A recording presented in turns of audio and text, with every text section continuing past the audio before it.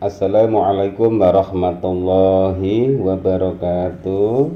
Bismillahirrahmanirrahim. Allahumma sholli ala Sayyidina Muhammad wa ala ali Sayyidina Muhammad. Berjumpa kembali dengan saya Heri and Family.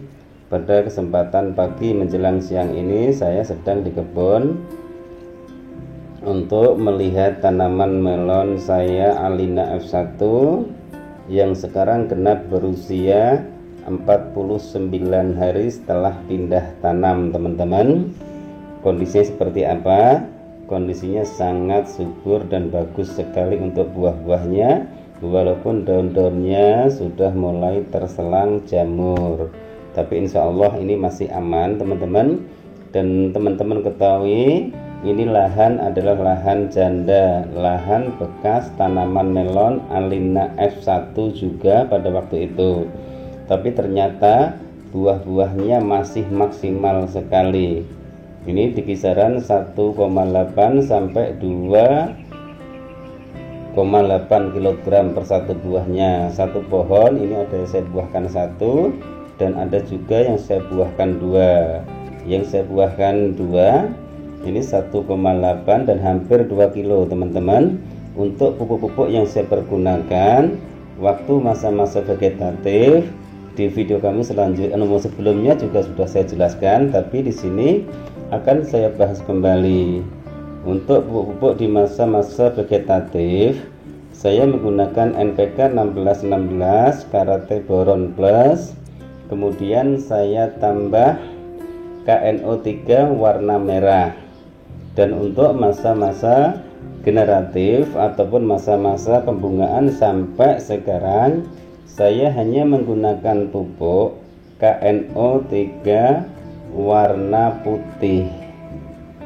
Itu saya kocorkan untuk 160 liter air, saya kasih 2 kg KNO warna putih. Kemudian untuk daunnya saya menggunakan fungisida antrakol, dan inseknya saya menggunakan Rizotin, teman-teman. Untuk fungisida dan insektisidanya saya tambah MKP di masa-masa vegetatif kemarin. Kadang saya upload menggunakan Ultradap. Untuk satu tangkinya 16 liter saya kasih 3 sendok makan.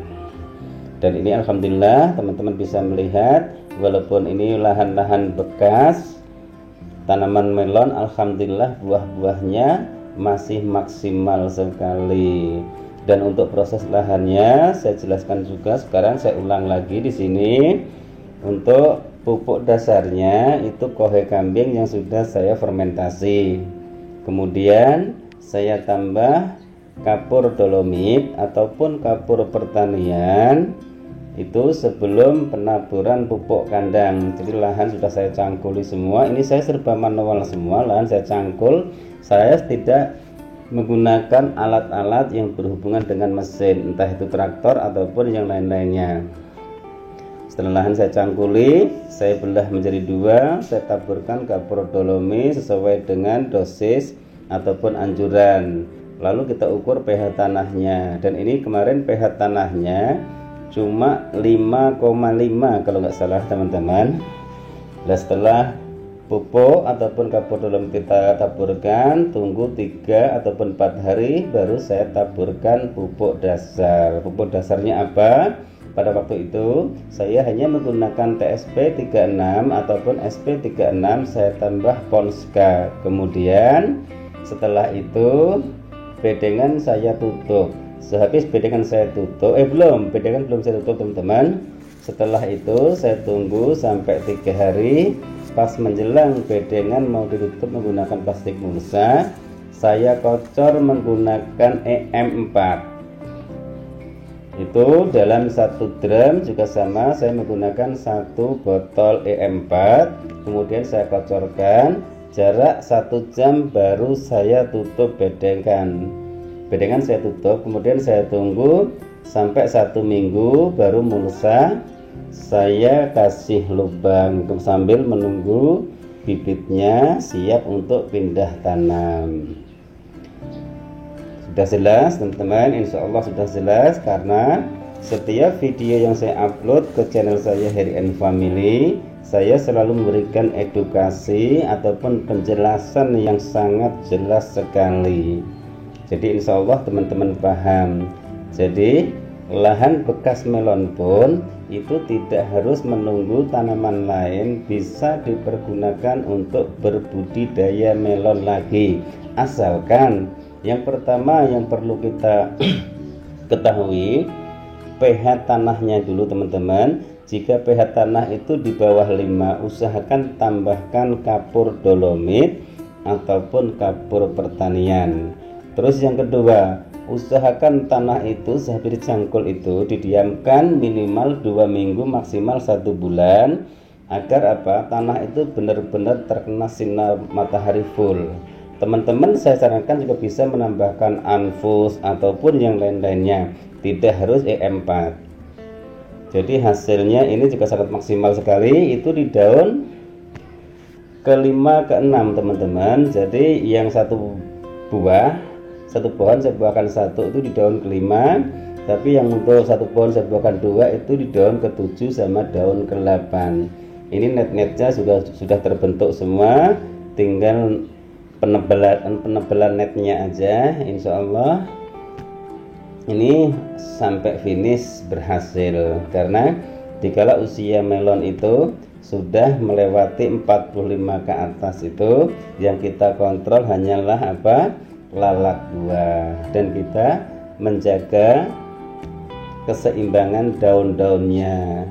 Kalau untuk di lahan terbuka teman-teman, dikala usia tanaman melon sudah memasuki 50 hari setelah pindah tanam, memang daunnya sudah mulai terkena jamur, entah itu trotol ataupun hama-hama lainnya, tapi itu tidak jadi masalah, karena untuk Alena F1 itu bisa dipanen 65 hari, tapi lebih bagusnya sih 70 hari setelah pindah tanam. Jadi intinya di sini saya berusaha menghilangkan mitos.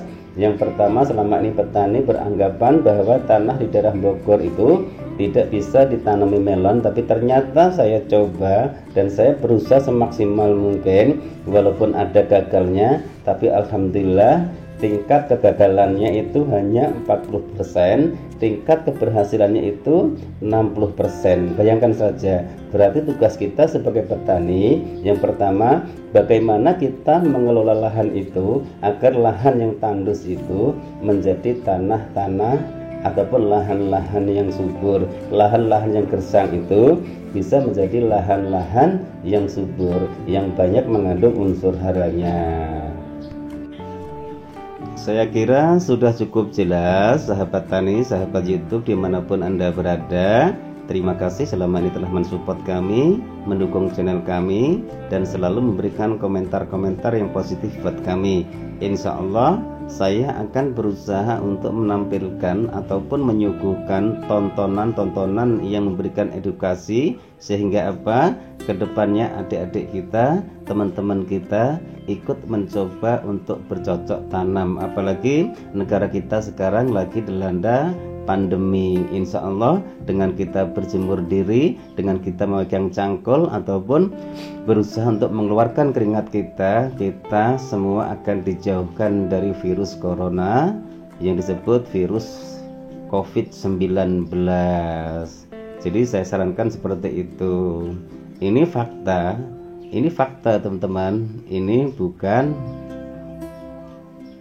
teori ataupun sekedar omongan biasa. Ini saya mencoba sendiri, ternyata lahan di daerah Bogor yang selama ini para petani itu selalu percaya pada mitos daripada mencoba mengelola lahan itu sebaik mungkin untuk dijadikan budidaya melon.